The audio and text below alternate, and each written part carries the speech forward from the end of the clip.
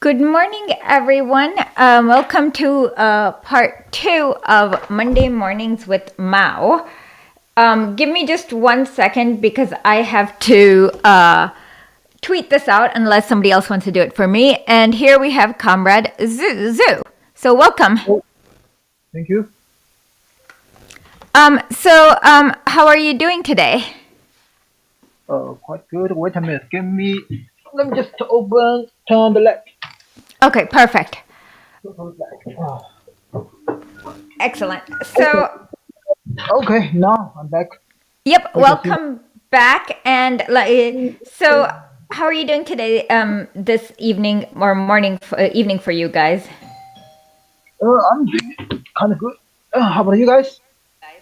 I'm doing well. I woke up a little late because I had I guess a debate with Haz, if we can call it that. Okay, I wouldn't call that debate because in my opinion, all debates should be based on fact, and I don't think that's I don't know what to call it. Conversation, okay? Okay, well, conversation would involve like complete sentences, and half of the things like word salad was hard, was basically. Okay, is there somebody at the door? So can you talk while I go answer the door? Just give me 1 second. Okay. Okay. Hi guys, I'm back. Should I just change a little bit? It's more easy for you guys to see. Okay, I'm back. Sorry about this. Okay. Somebody was at the door, so I want to make sure the camera's at the right place again. Okay, I just changed the angle, so now you can see clearly. No, that's too close. Okay. Go ahead. Okay, now I just adjust the ankle, so now you can see clearly now. No, I'm too close. Okay, go ahead, talk while I fix this. Okay. How are you doing today? Yeah, I'm doing just fine. Okay, now the camera is perfect. Okay, it's centered. Okay. So, go ahead. Yes, it was not a debate because seemed like he just had word salad after word salad. Also, I don't see, because in my opinion, also debates should be based on fact. At least when you just have a debate, I will show my evidence. My evidence should be based on fact. And I don't see this happen in his speech, so I will not call it a debate.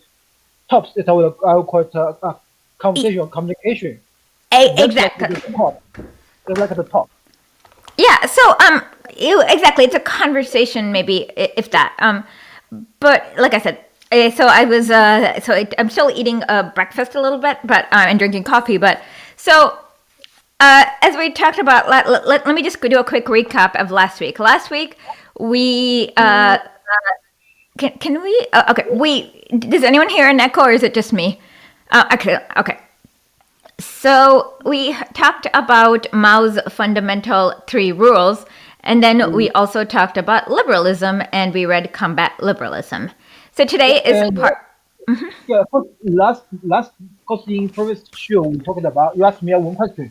What we should do during this period if we really want to do with the resolution, right? So I really want to talk about the resolution these days, at least in this show. Because just no offense, But I seriously don't think a lot of people here, at least a lot of people from West, really understand what a revolution is. They don't. Even basics like for example, they don't understand that it's like a change in the power structure, and yeah. Because last time when Black Lives Matter is hit, I saw a video.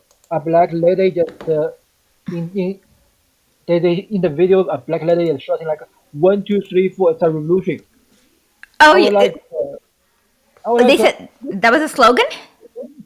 just like it's in that protest and that one lady there like in the line that like music or something. And the lady said 1, 2, 3, 4. It's a revolution.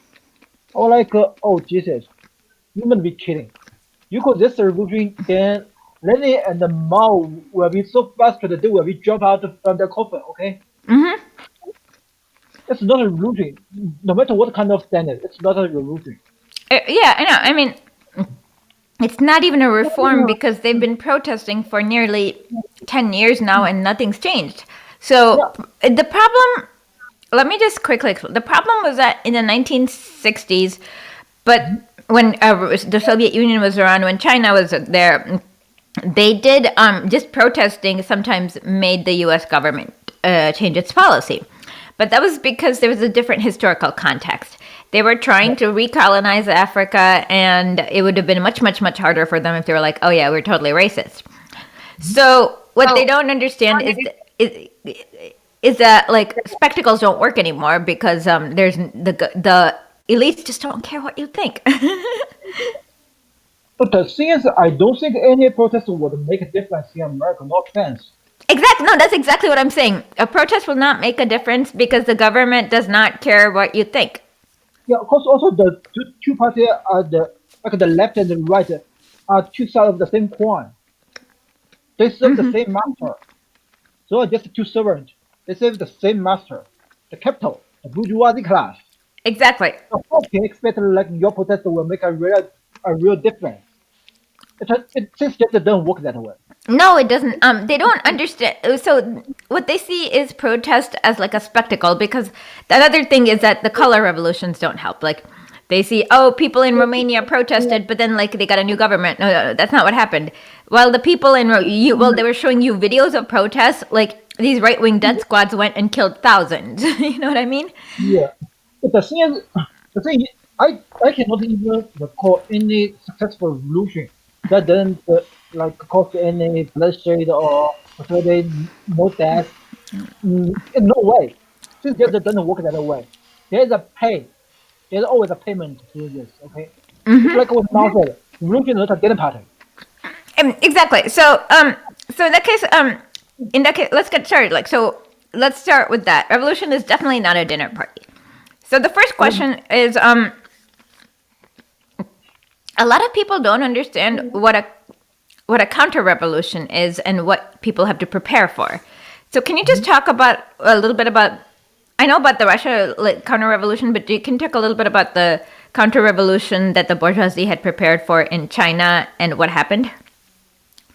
Just talking about in China, no, I'm not quite sure about the definition of your counter revolution, but I can just talk about the what happened back to those days. Okay, go Back ahead. to, back to those days when during the Qing dynasty, at the end of Qing dynasty, there was a uprising at Xinhai year in I remember in Wuchang, in October 10th.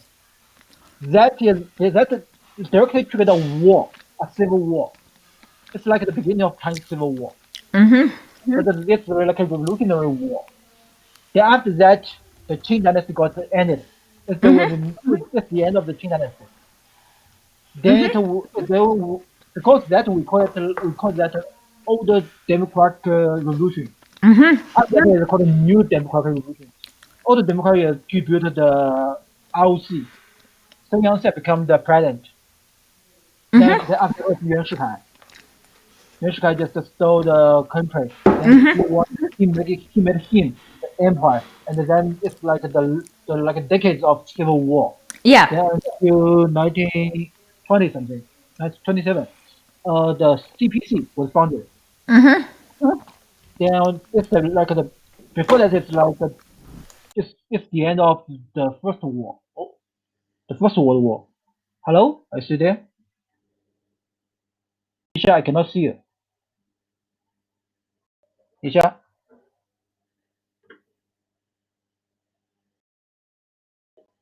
Back. Okay, sorry. I know you couldn't see me. Just give okay, me. now you are. Yeah, go ahead. Okay, so they after CPC like was founded, they started their revolution.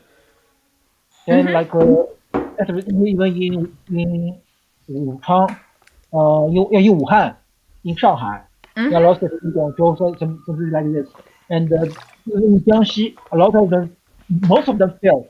Okay, Uh-huh. the one that didn't fail is led by Mao Zedong. He actually went to follow the order. They tried to Uh-huh. attack the first place, but they found it didn't work. So Mao Zedong just led his army to Dingangshan Mountain and built their regime there. Ah. Mao actually built a regime in Dingangshan Mountain. He just united those peasants there. Because in the city you don't see a lot of peasants. There was not a lot of farmers there. There's no way you can find all the farms in the city, right? If there's They, no farm, there's no peasants. they Oh. were just factories, right?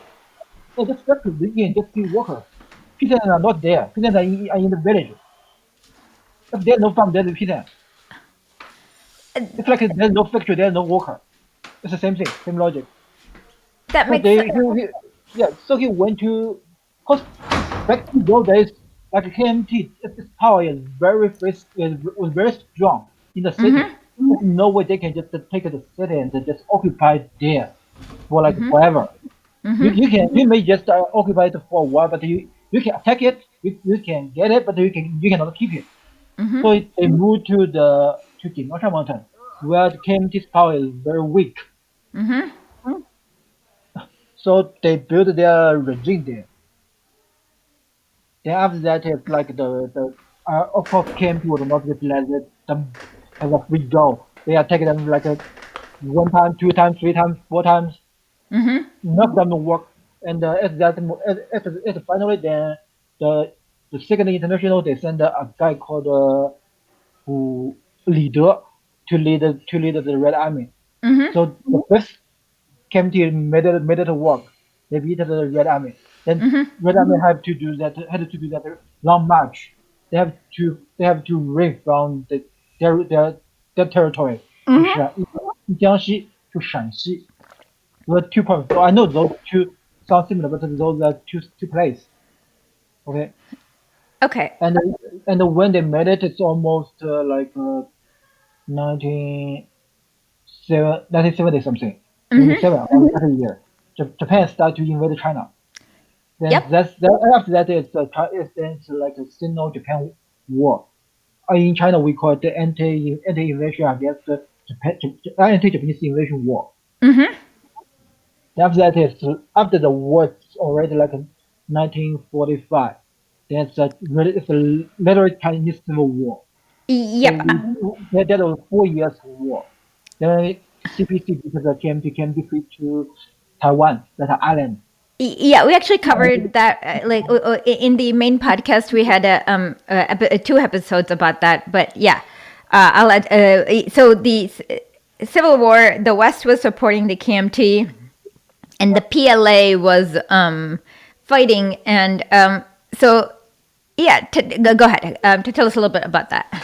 Actually, no one supported CPC okay before that day. Even Soviet Union.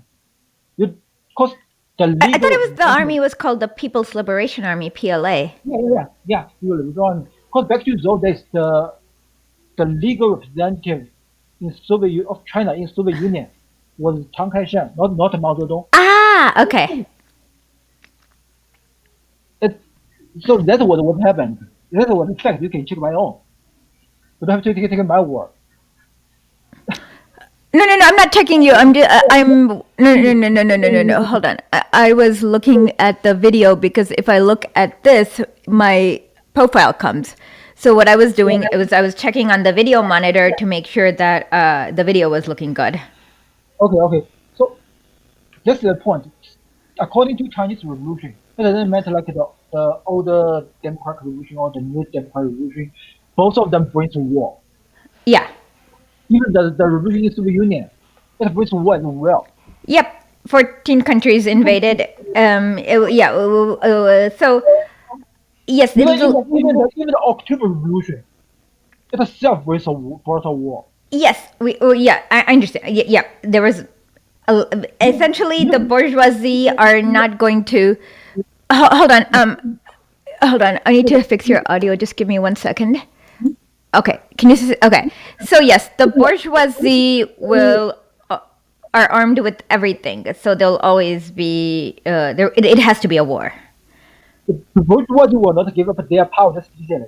Exactly. They don't. Yes, they keep trying and trying and trying. So, I guess okay. So yeah, obvious.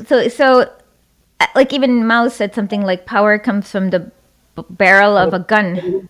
On the gun, yeah. But the war, which means it's the truth, the violence organization, which means your army, your basically your army.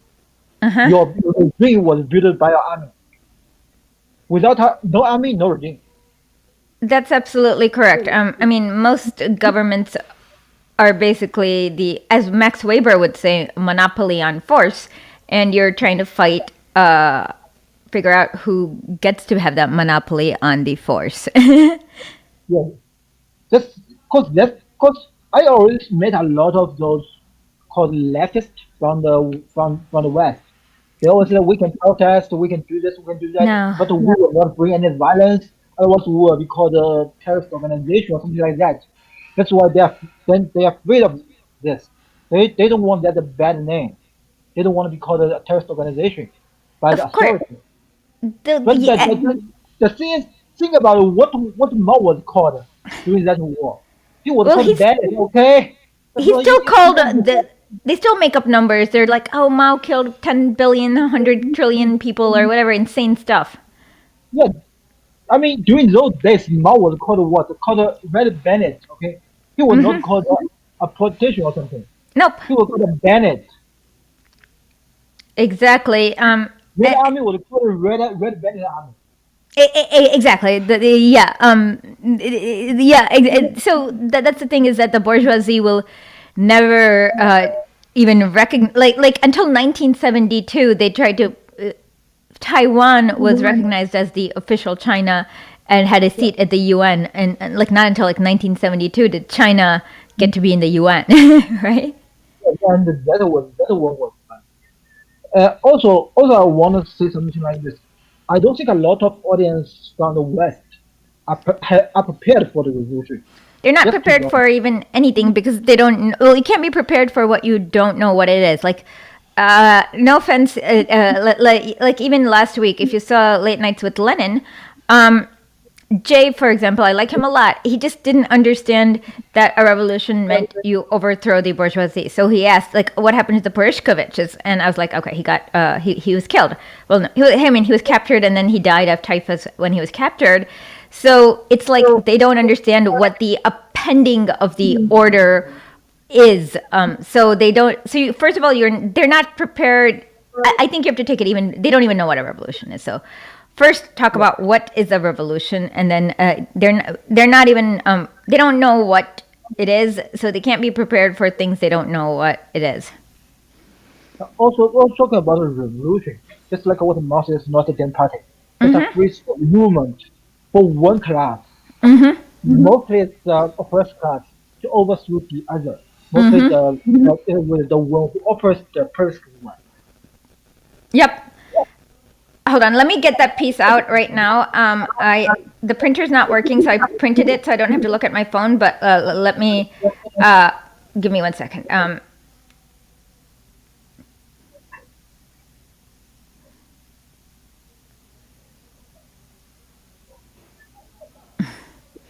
Yeah. Okay.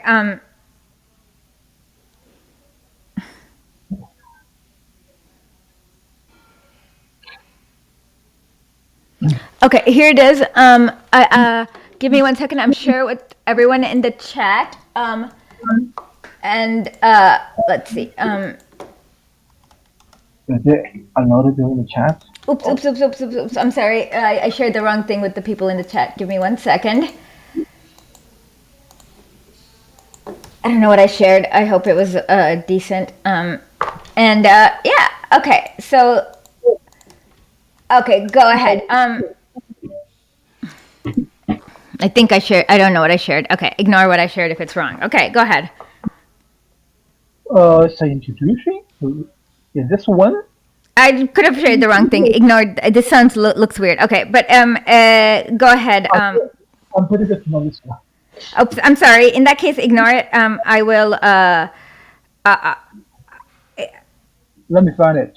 I Okay, think I can thank you. find it. I shared the wrong thing. I'm sorry. Yeah. Okay, here we go.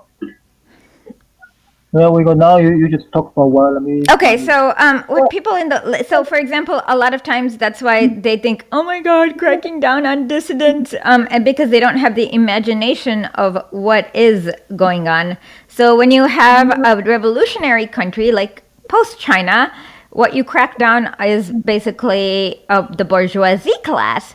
And so, for example, I've literally seen Human Rights Watch say something like, free the counter revolutionaries. And I'm like, are you crazy? Um, uh, so, yeah.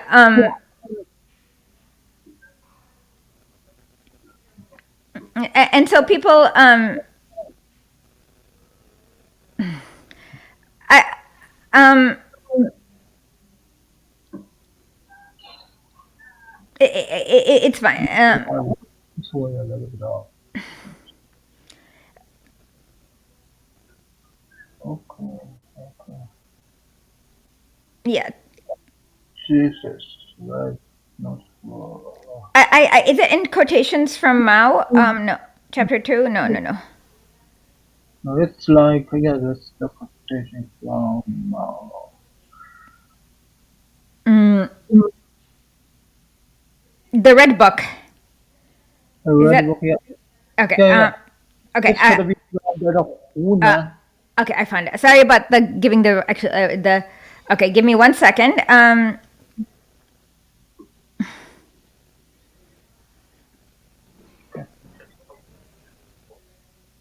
Okay, I found it. You found it? Yeah. Continue talking. I can't share it, but we'll read from it. Um. Okay. Let's see.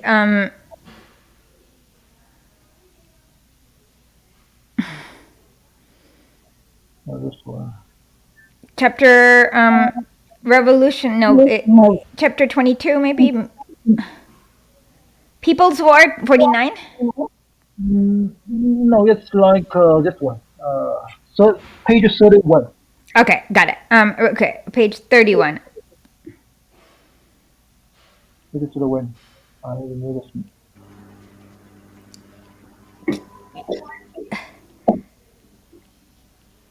Revolution is not a dinner party. This one. Oh, okay. Did you send it to via? Can you send it to me via chat? Um, I'm just looking for okay. So what I see in the red book is Jesus. I'm quite satisfied from this. okay. Revolutions and revolution. Okay, this is what I see. On page 34. Revolutions and revolutionary wars are inevitable in class society, and without them, it is impossible to accomplish any leap in social development and to overthrow the reactionary ruling class, and therefore impossible to win political power.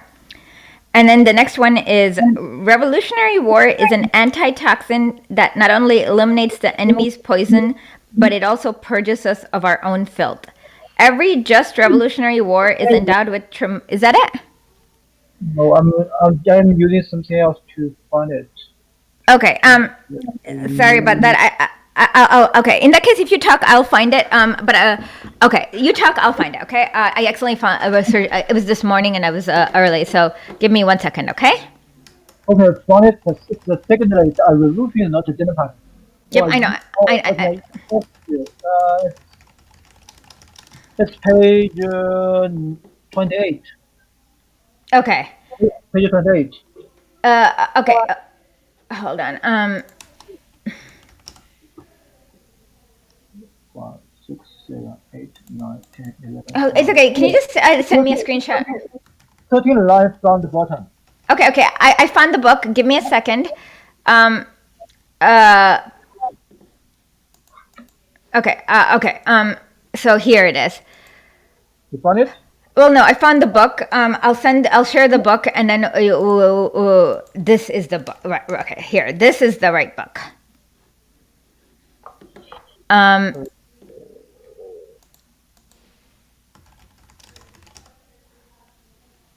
Yep, I found it now.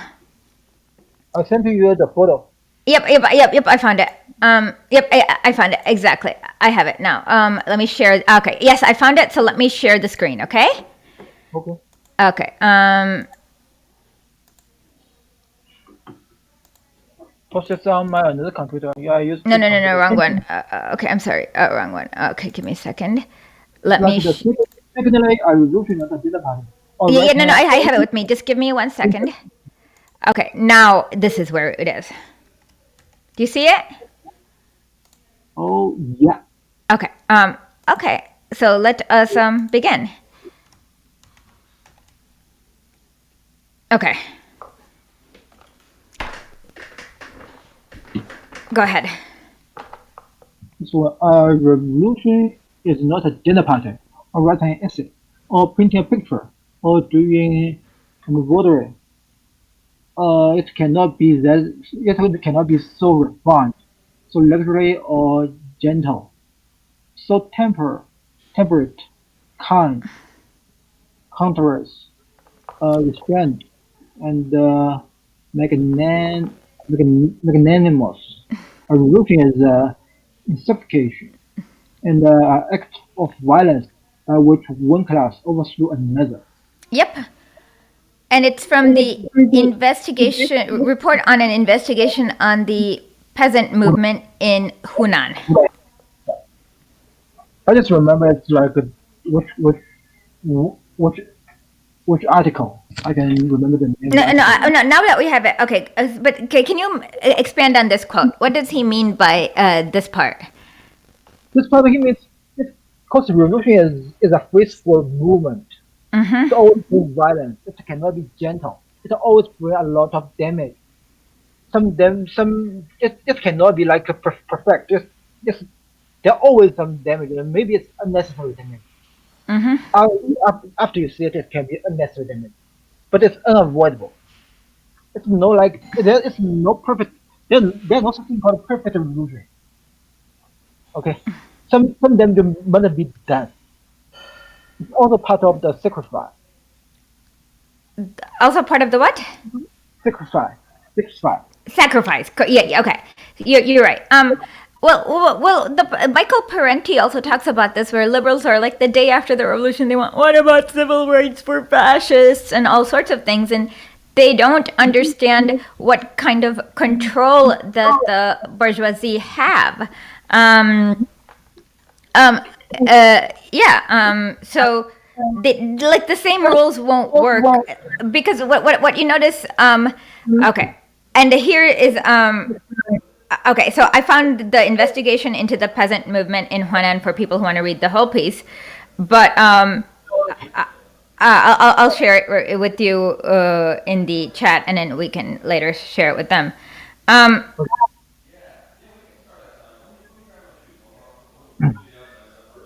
Okay. So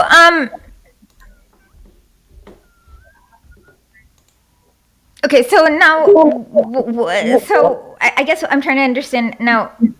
Can you expound on okay, so what what exactly happened? And okay, yes, there will always be blood. But I guess we need to kind of explain a little bit more. So the first question is what how will the like what I've noticed is that I've shown people, but the bourgeoisie, you can't let the bourgeoisie write the history because they're gonna just like get really offended every time that somebody even tries for equality. So Yeah. they're gonna exaggerate all the acts of whatever acts they're just gonna uh, uh, exaggerate, right? Yeah. Also, because they write the history, so they might be the good guy. Other people who are against them might be bad guy. It doesn't matter you Exactly. are Nazi or you are communist. Doesn't matter. Won't make a difference. As long as you're against them, you're a better guy. That's all. Very easy. Okay. Even I would guarantee you this. Even though original America, there's also so-called India in I America. mean, yes, America is the only country that was very successful. Like they did something Hitler could not even dream of, is where they succeeded in their genocide. So obvious. I mean, Yeah, we can't even like. I find it offensive to even compare it with any other country, even like whatever. So they literally had manifest destiny is nothing but Lebensraum, and they succeeded where Hitler failed. yeah. Even them, they can call them like some bad name. Right? Exactly, and so. Um, okay, so actually, let me read the question of going too far because because Mao addresses this. Yeah, There is another section of people who say yes, peasants' associations are necessary, but they're going rather too far. This is the opinion of the middle roaders. But what is the actual situation? True, the peasants in the sense unruly in the countryside. Supreme in authority, the Peasants' Association allows the landlord no say and sweeps away his prestige. This amounts to striking the landlord down to the dust and keeping him there. Peasants threaten, we will put you in the other register. They fine and the local tyrants and evil gentry. They demand contributions from them. They smash their sedan chairs.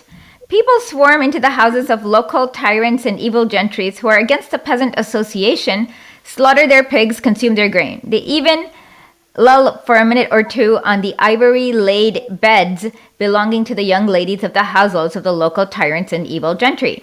At the slightest provocation, they make arrests, crown the arrest with tall paper hats, and parade them through the villages. You dirty landlords, now you know who you are.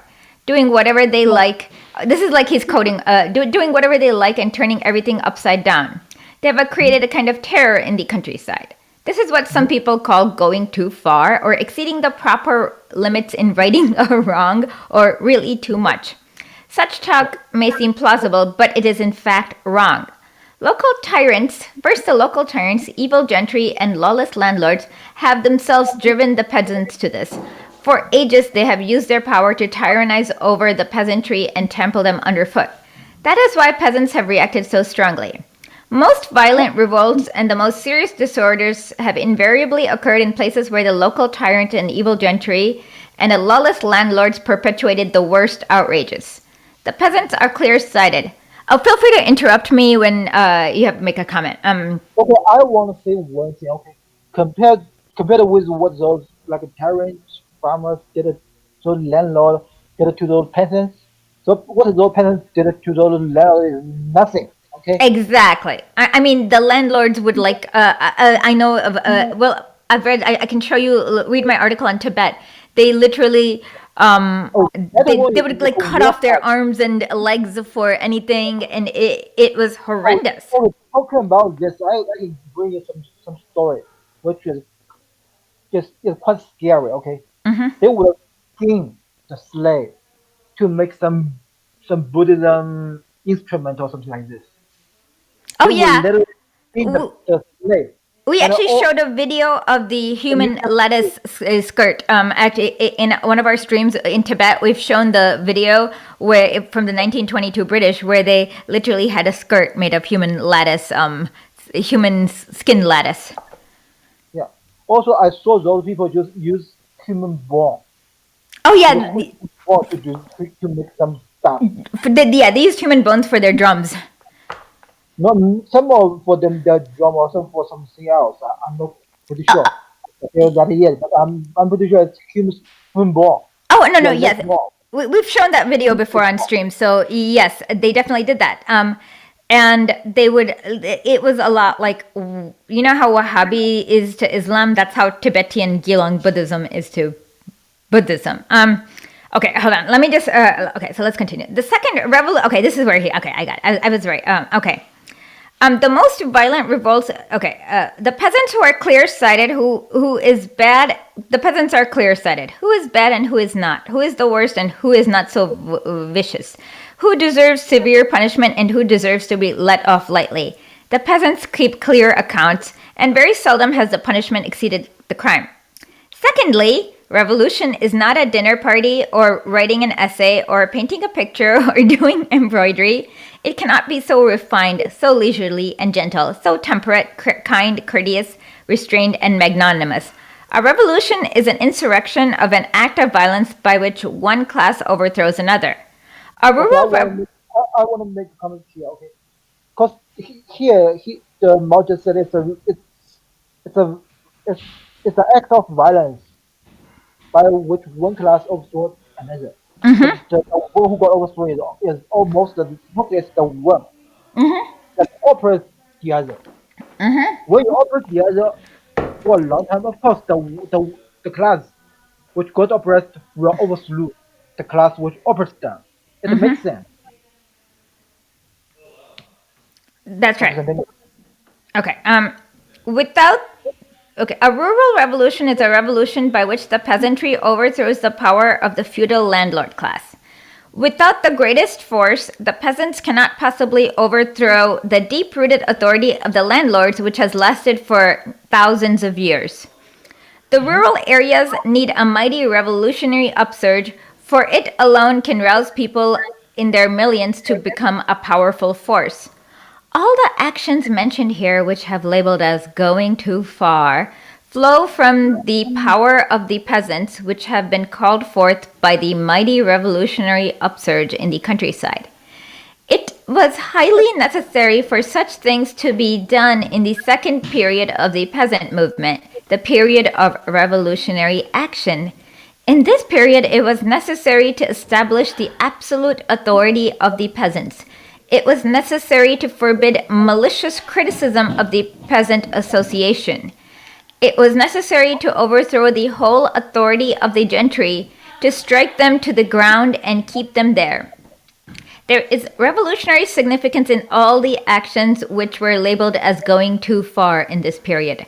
To put it bluntly, it is necessary to create terror for a while in every rural area. Otherwise, it would be impossible to suppress the activities of the counter-revolutionaries in the countryside or overthrow the authorities of the gentry. Proper limits have been exceeded in order to right a wrong, or else a wrong cannot be righted. Those who talk about the peasants going too far at first seem to be different from those who say, "It's terrible," as mentioned earlier. But in a sense, they proceed from the same standpoint. And likewise a voice of landlord theory that upholds the interests of the privileged class. Since this theory impedes the rise of the peasant movement and disrupts the revolution, we must firmly oppose it. Yeah. Okay. Should I continue to should I continue to read the next part, or do you want to make a comment here? Okay, we can talk about this here. Because before those peasant class were oppressed for too long, they almost lost everything, including their dignity, their confidence. So they can Who lost everything? I'm sorry. Can you repeat what you said? the peasant class. The peasant, they lost everything. They don't have money. They don't have their dignity. Because they're basically slaves. Yeah. You don't have dignity, you don't have confidence, you don't have authority, you have nothing. If you want to make those people, make them authoritarian, sometimes you have to go far for a while to put them on a position. Otherwise, first of all they will not have the confidence to keep their position.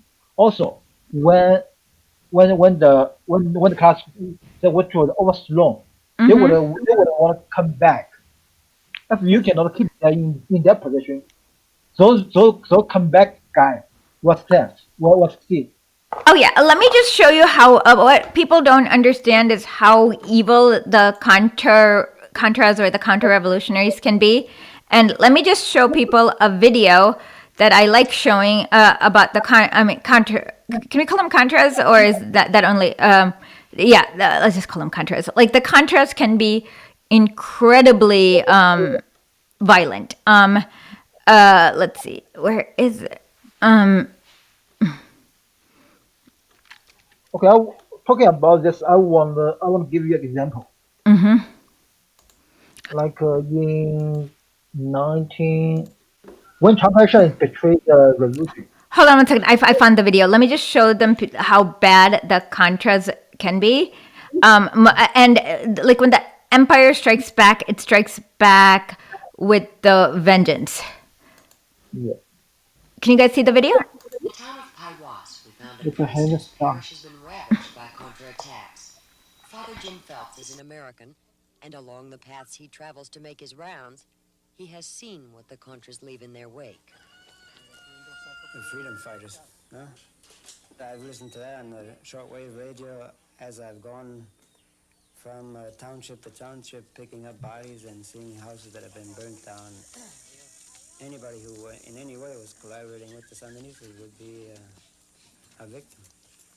Executions, lining up 3 or 4 women to be executed because their relatives were sympathizers to the Sandinistas.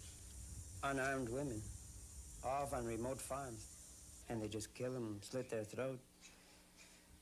Rape a girl of 14 years old because her father was a member of a committee, and cut off her head and put her head along the trail so that the rest of the campesinos get the idea that in no way should they be participating in some kind of government-sponsored organization.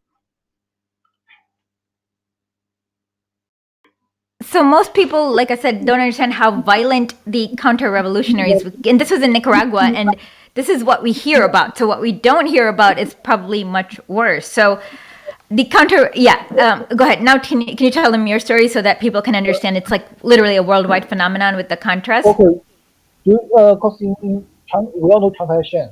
When he betrayed the revolution, the people become a dictator. He started that movement.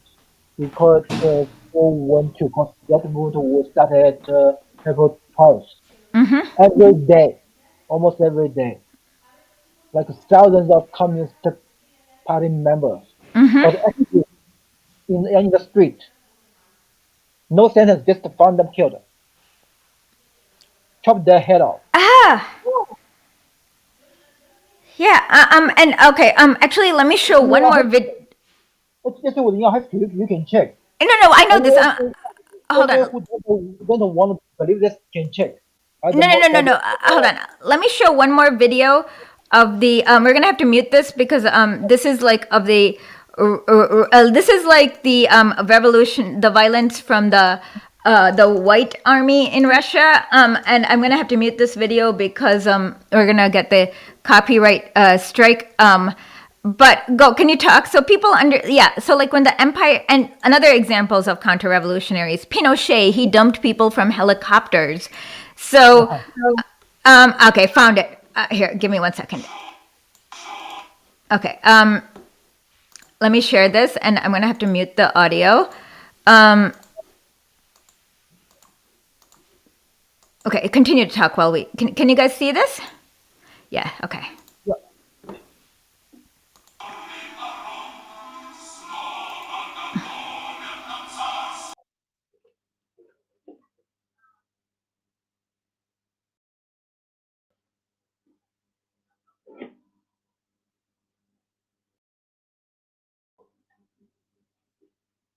Oh, they had been so people.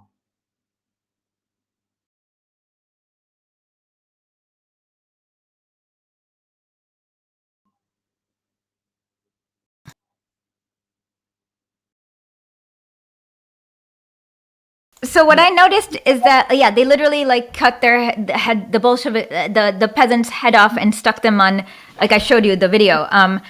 This is from the White Army in Russia, and what they did was, and these are what we have pictures of. There are stories where they cut off their, they would take them to Siberia, cut off their hands and legs, and let them just die there. So. To me, there's one more point. If you are not okay, so we know about Salvador Allende. So let me just make 2 points. One of Stalin and Salvador Allende. So the West still criticized Stalin. They're like, he purged his generals. And then there's Salvador Allende, who did not purge his generals. Guess what happened? Pinochet killed Allende, and then the Chilean people suffered so much. They were thrown from helicopters. There are still mass graves that they keep finding in Chile. Like we still don't know how many were killed because they keep finding it. So in fact, I think it is irresponsible for the leader to not do everything to suppress the counter-revolution, because we've seen what happens if we let the counter-revolutionaries win. Yeah. Also, one thing is like, yeah, if you put yourself in those like the class who oppress another class in another shoes, and when a revolution happens, if you call you their angle, you will see like, okay, my family got slaughtered, my property got robbed, so I want a revenge. Yeah, If you are bourgeois, you will see it in this way. you will Unless do. you, unless you just put them under search, make them scared, make them terrified. They want to come Exactly. back again. And Otherwise, they will always come back, and when they come back, all the bloodshed, all those sacrifice will go in vain. exactly. Like I said, with I'm just taking Chile as an example. In Chile, Allende didn't quite militarize like Fidel Castro told him to, and literally, there are millions who are just disappeared. We don't know where they are. They keep finding mass graves, and yeah, and then there was like about they still have not gotten over what Pinochet has done, in that he's like there's so much harm. And Indonesia is another example with the Jakarta method. They killed 1 million, at least a million. I don't know, maybe more. And and then it was like sentencing Indonesians to like, I don't know, 50 years of like slave labor or something like that. And so you cannot, the counter revolutions are so horrendous. Like, it's nothing compared to what the revolutionary violence is. But the thing is that when the bourgeoisie get offended when something bad happens, when they're like have made to answer for their sins, so then in the Western newspapers they're gonna be like, Mao killed some like I don't know, slave owner. But then they don't talk about the millions of people that these slave owners like killed, cut off did tortured, like all these horrendous things. Yeah. Because if you don't do those terrible things will not happen to you. It's like karma. This is think about it. Like I know some like landlords, some old landlords from like old China. They didn't like live miserable even after 1949 because they treated their peasants quite well. Oh yeah. Hold on one second. In my article, go ahead, talk. I'll get it out. But I will this. Go Think ahead. about it. If everyone loves you, even your landlord, like you are kind to everyone, nothing serious would happen to you. If those revolution force came to you and say something like, okay, this is the landlord, your peasants will say, oh, but he's a good person. He doesn't treat us badly or something like this. It won't be a serious problem for you. Okay, so And after all, everyone should live on their own level. yeah. This is I'm reading from Anna Louise Strong's Lalu's Surf Accuse. And so here are some of the crimes that they accused him. Like they said, okay. Her name was Ling Chen. She also declared that Lalu had killed her husband, but the details were different. 10 men, of whom her husband was one, were given orders by the Kashag to fetch willow wood for the firewood. And then they had to go so far, the delivery took so long that Lalu's husband was late in his attendance on Lalu. For this, Lalu had him beaten into the ground unconscious and left on the ground in some distance away, where he was found by peasants late at night and brought home. But then by then he had already frozen to death, basically. And then there's a crippled man of 57 years named Habu hobbled forward. His back was twisted above the waist. He spoke violently, and a violence contrasting his physical violence. His charges went back many years to a time when Lalu had built a new mansion on a manorial estate and ordered extra labor duty from his serfs. Lalu ordered every household to bring 900 big bricks and rocks and 900 earthen blocks for the building. He paid them 1 ping of silver for every 100 blocks. But we could not carry these blocks to your manor, so we had to hire carters, and this cost us 10 times what you paid. So, and Lalu, actually, it's kind of funny because he reformed after the struggle session, and then he went and ended up, he eventually became a member of the CPC, and he'd actually went to other areas and lectured to other landlords about what they did was wrong. But, like, these were the crimes that they won't ever talk about. Those people, cause it's like a one-side story. When those bourgeoisie rise, this is what happened when those bourgeoisie write the history. They would never talk about anything which is against themselves. Exactly. No way. And the thing is that the only reason we know about this is because Lalu was a reformed, like, he actually felt guilty about all this, and he after the what do you call this? After the village trial or whatever, he did show repentance, and he went and talked to other landlords in the area and all over, and talked about how they should feel repentance too. And that's why we know of this, but he doesn't deny any of this. And these are just the ones that we can hear about because they're alive to tell their story. That's true. Yeah, so you're right. So that's the first thing.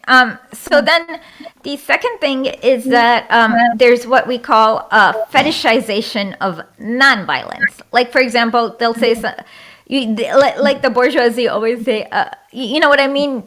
With Martin Luther King Jr., you see how after they die, they end up like. Can you talk about a little bit about that? You understand what I'm talking about? Oh, yeah, talking about this, I know what I'm talking about. Talking about this, I want to bring you another quote from Mao. I remember he said something like this: if our enemy insults us of anything, this means we are doing the right thing. If our enemy is praising us, this means we are doing the bad thing. We are doing something wrong.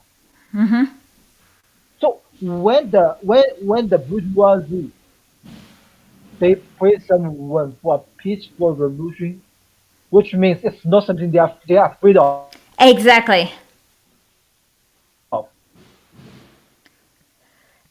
Exactly. Yeah, that's what I've noticed all the time. In that, if they're like, what you notice is people they're scared of still, even today, 50 years after they die, like Stalin or Mao, they're still so like the name, like just like makes them cry, get up and cry. But the name of like just Stalin or Mao Zedong, when they sort of their name in the middle night, they were just get out and shouting. Whatever or something like that. Which means those two are great, at least those two were great people. Yeah, oh no, exactly. Not supposed to make your enemy afraid.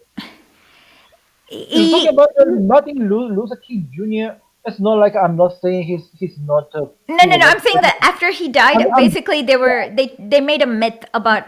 Okay, so the first thing is that. Yeah, the first thing is that I don't think, like, MLK also, like, believed in gun ownership, and he thought that black people should all have gun training, and even he had a gun, and so he knew what was needed to be done. But after he died, they only talk about his, oh, okay, hold on. Somebody has a question.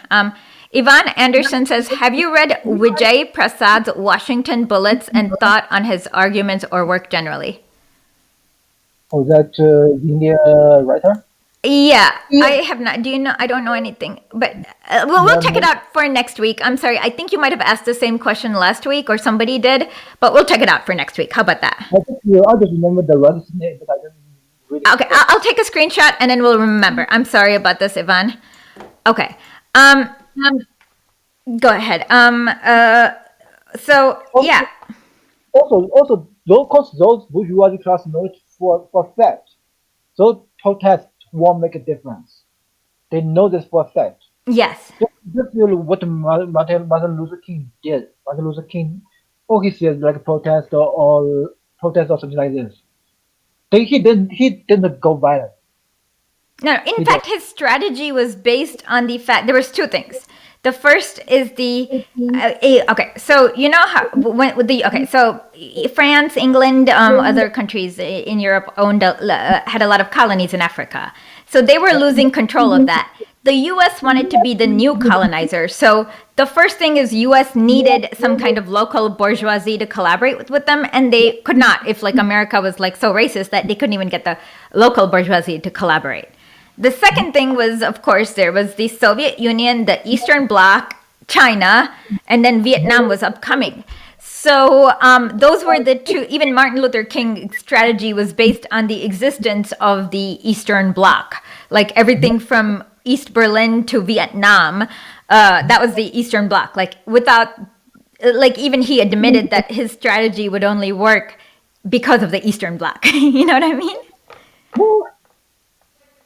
The thing is, history is not something bourgeoisie council was really afraid of. Yeah, and that's why they created a myth.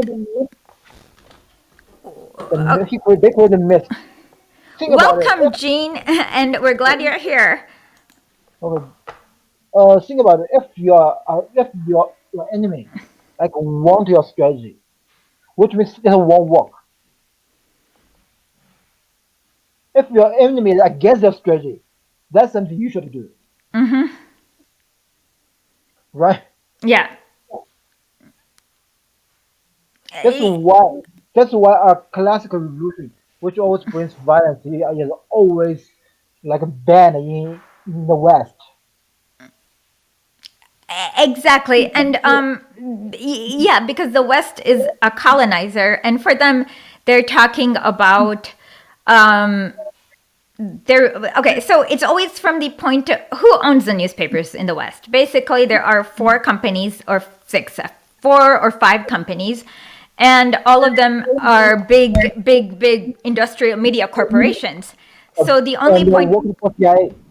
yeah, and the only corporate, so they'll always give you the point of view from the guy who sell.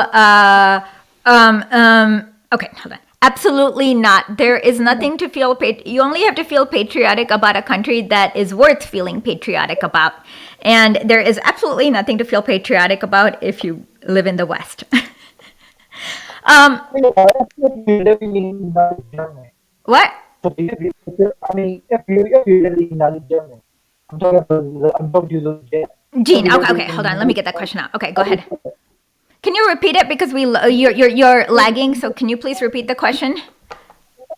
Okay, he said, I feel like a council not being patriotic to Congress.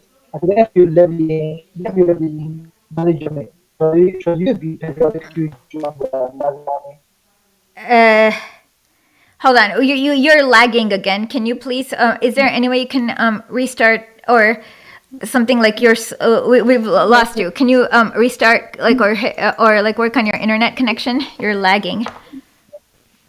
Um, my connection Now is it's better. Okay. Can you repeat everything okay. you said?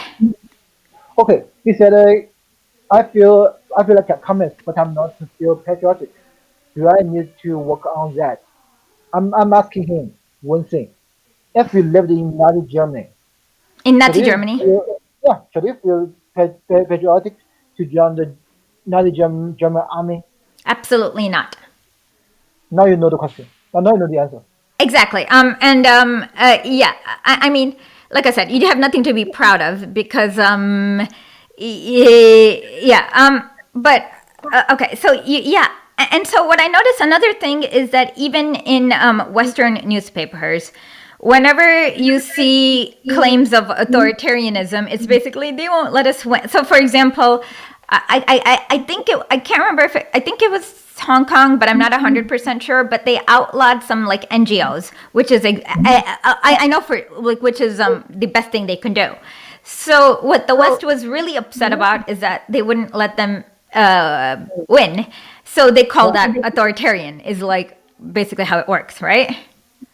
The thing is, it's like a Western is doing the same thing. Personally, I'm not a big fan of Bernie Sanders, but according to this, then Bernie Sanders should have won for the beaten Joe Biden. But what's the result? Also, I'm not a big fan of Donald Trump, but if you just take a look at the election, I would not call it a fair game. Okay, and you can just take the fact. Even though the bourgeoisie class will not let those people, they don't like win. They don't It's a like fact. what? The bourgeoisie class will not let those win. They don't like win the game. That's why I said people like Bernie Sanders. Bernie Sanders will not make a difference. Oh, of course not. He, Because here you yeah. can in that game. There's no way for him to win. Yes, exactly. Because yeah. What all happened was that Bernie was winning. Obama made a phone call, got everyone to drop out, and then there was about like a big propaganda operation and like basically everything was rigged so that he couldn't win. And yeah, they're not going to let. It's like you cannot. What is it? Something about Mao. It was a Mao quote about something about not winning with his tool. You know what I'm talking about? It is a Mao quote about winning with your landlord's tools or something like that. I'm not sure what Okay, it doesn't matter. Okay. Okay, so hold on. Let me. Should I continue for the movement of the riffraff part of this piece, or? Oh, it's up to you. Okay. The right wing. So we're continuing with. This is again the what is it? The report on the Hunan peasant movement. Okay. The movement of the riffraff. The right wing of the how do you pronounce it? Kuomintang says that the Kuomintang, okay. Yeah, says the peasant movement is a movement of the riffraff and the lazy peasants. In this view is current in Changsha. When I was in the countryside, I heard the gentry say it is all right to set up peasants' association, but the people running them are no good. They ought to be replaced. This opinion comes to the same thing as what the right-wingers are saying. According to both, it is right to have a peasant movement. The movement is already in being, and no one dares say otherwise. But they say that the people running it are no good, and they particularly hate those in charge of the associations at the lower level. They call them riffraff. In short, all those whom the gentry had despised, those whom they had trodden into dirt, people with no place in society, people with no right to speak, have now audaciously lifted up their heads. They have not only Wait. Talking to this reminds me of one thing. The unions in the West. unions in the West, yeah. It's like it's okay to have for you guys to have a union, but it should be our guys to win the union. The guys are willing to work for us. So this is those bourgeoisie strategy, right? It's like Exactly. it's okay to have that to the association, but it should be our guy to win the association. So they wanted to set up something like the AFL-CIO, like with the Peasants Association, where it was like somebody who works in their interests and not in the peasants' interests. It's same thing. It's the same thing. It's the same thing. Same logic. Oh, wow. Okay. Thank you. That makes a lot of sense. Okay. In short, all those whom had they have not only lifted up their heads, but now they are now taken power into their hands. They are now running the township peasant associations at the lower level, which they have turned into something fierce and formidable. They have raised their rough, work-soiled hands and laid them on the gentry. They tether the evil gentry with ropes and crowd them with tall paper hats and parade them through the villages. In Xiangtan and Xiang, how do you pronounce this word? It's I don't know. That's not like the pinyin used in mainland. This is a pinyin used in Taiwan. I don't understand what that means. Basically a place. Oh, okay. So here's what he's okay. Okay, this is okay. Call this parading through the township, and in Liling, parading through the fields. Not a day passes but they drum some harsh, pitiless words of denunciation into these gentry's ears. They are issuing orders and are running everything. These who used to rank the lowest now rank above everybody else. So this is called turning things upside down. This, yeah, this is what I'm saying. And it's kind of go ahead. This is what I was talking about, right? Turning things upside down. It's like the union in the West. It's what happened when just like you let wrong people to handle more representative association. Everything goes upside down. Yeah. Um, Actually, it's kind of funny because a lot of good union leaders in the West have been assassinated all the time, and then they've like you. I mean, how many? I mean, they still assassinate a lot of union leaders, like in Colombia, everywhere. But yeah. So this is right. Like, so the first thing is Mao is basically saying explaining like all the things that the bourgeoisie are going to complain about, and it's like a warning of like not to take them too seriously if they complain about this crap, right? Yeah, it's true. Also talking about revolution, I want everyone to be prepared. If you really want to wage a revolution, I want to give you data. When it was just founded, there are 50 something. Someone said it's 53. Someone said it's 54 members. Do you know how many people there? How many people was still live when the PRC was founded? No.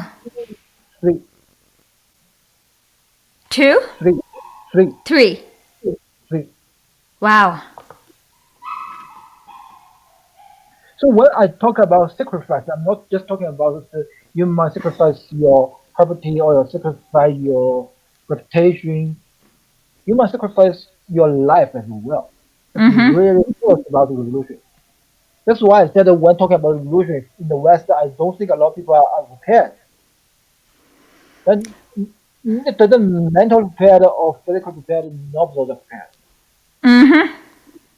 So if you really want to take this serious, then take it serious. Because it's a matter of living and death. If you don't want to die, then take it serious. Get yourself prepared. Exactly. Like I said, and with the West, like it's even worse. Like they don't even have the right ability to think straight through. So a lot of times, I just think that the people in the West need to just learn how to think logically. And actually, Mao's works are very good because he explains everything in a methodical, logical way that you can like, I guess, practice on how to think logically. If that makes sense. Also, most work just makes things very easy to understand. Yeah, it's incredibly easy to understand. So hold on. Does anyone have any questions? Let me just check if people have questions. Okay. Okay. Hold on. Let's see. Oh, Colin Powell died. Okay. He should. My fantasy is that when Colin Powell dies and he's in hell, he will be. He'll be like, oh hey, hey, who else? George W. Bush. Hey, no, George Herbert Buck. Hey, Nixon. And then they'll be like, where's Stalin? And then this light comes from heaven, and he's like, up here. We just remember his joke like this is like this is the evidence for them to have that biology weapon, like chemical weapon. But Putin just made a joke that that might be like laundry power. Remember that joke? Oh no, yeah, it was not a chemical weapon at all. It was you're talking about the Laundry yellow power. cake from uranium, from whatever, yeah, the yellow cake, whatever crap he said in the UN, right? So we just Putin made a joke that it might be laundry power. Laundry power. That's funny. It What, is laundry power. what, what he said? Oh, Anthrax. Yeah, he tried. Oh, he also it was, and he was also involved in the My Lai massacre in Vietnam. He was a horrible Yes, person. So yeah. yes. All those Western politicians. This, yeah, even Donald Trump. Donald Trump is like the president. You have to do this. Even I'm not a fan of Donald Trump, but at least he didn't wage a war during his time. He didn't start a war. You cannot just name a war. He started during his Oh, time. you're right. He continued every war, but he didn't start any. Yeah. But talking about other people, wow. I Yeah. mean, Obama dropped more bombs than Trump did.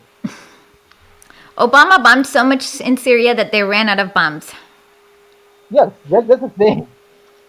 That's what I'm talking about. But Obama wins the Nobel Peace Prize. I know. Well, Henry Kissinger also won a Nobel Peace Prize, so it doesn't mean much. And he Yeah. literally ordered kill everything that moves. So, yeah. You know how we joked about the Nobel Peace Prize? No. We call the bomb that prize. Well, Alfred Nobel was like he owned he owned a company that manufactured bombs too. Yeah. That's why it's like the double joke. Or like first of all, it was founded by a guy who made a bomb in the first place.